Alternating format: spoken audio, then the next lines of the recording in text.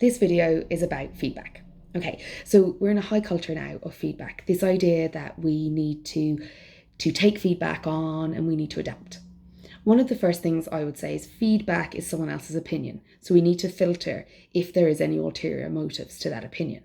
We presume positive intent. So I always presume that the person is trying to give me the advice for my own well-being and improvement, but I'm also responsible for filtering if they are giving me that feedback from their perspective, which of course it always is from their perspective, if there's anything in that feedback that belongs to them and not to me. So are they deciding that they don't like something about me because they value something else? And is that actually feedback for me, or is that more information for me about them?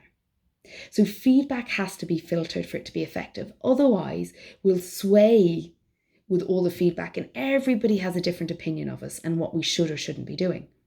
My trick is to take feedback that's given to me repeatedly.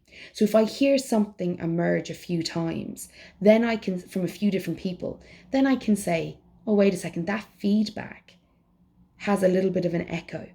That's coming from more than a person. There is something in me initiating this feedback from a number of people. And that's usually when I'm coaching people around feedback where I start. I start with, what are you commonly hearing? Not what did your one manager say?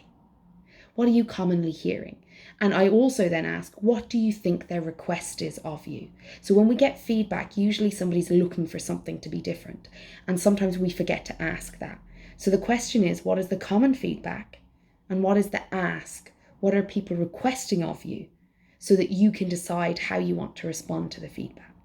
So if you've ever had feedback and found yourself defensive, it's likely that you're thinking that the feedback is about who you are as a person instead of about your behavior. Because we can't change who we are as people, but we can definitely change what we do, how we behave in regards to who we are as people.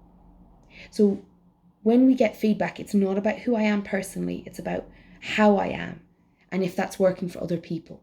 Feedback is usually about the relationship between us and not simply about who I am, although that's often how it's delivered.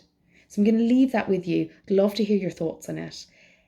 Let me know what you think. Do you receive feedback easily or is it challenging?